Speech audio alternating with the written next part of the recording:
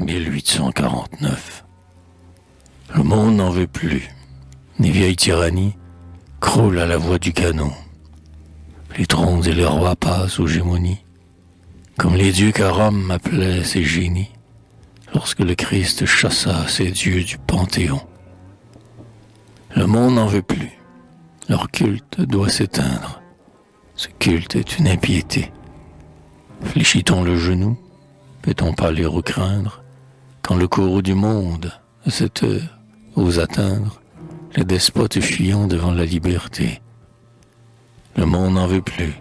Il faut que sous sa haine tombe le monstre féodal, qu'il ait une mort prompte et que sa chute entraîne celle des vents appuis que l'intérêt enchaîne au fantôme avili de son pouvoir fatal.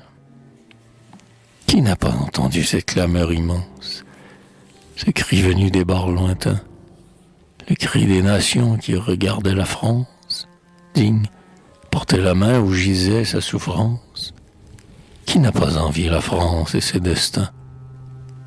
Autrefois, elle aimait à voir rouler les têtes, l'échafaud la régénérait. Aujourd'hui, on voit en mille nobles conquêtes, et il bannit un sang quand ces étranges fêtes, sa liberté sauvage, en long flot, savourait. Mais à la contagion des sublimes pensées, franchit les monts italiens, ces villes qui pleuraient sur leur gloire passée, Gênes, Venise, Rome, splendeurs éclipsées, à la face des rois ont jeté leurs liens. Puisse le Capitole admettre en son enceinte les héros de tous ces hasards. Ô Romains, combattez pour votre cause sainte.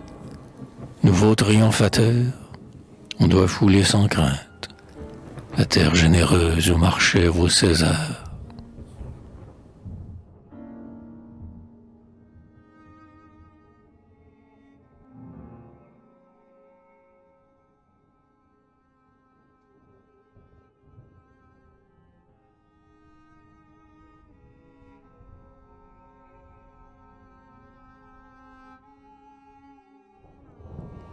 Et nous, peuple égaré sur les bords du grand fleuve, n'aurons-nous point part au banquet que donne à l'univers cette liberté neuve, écueil du fanatisme et sa plus rude épreuve, maintenant que tout homme en peut faire un hochet?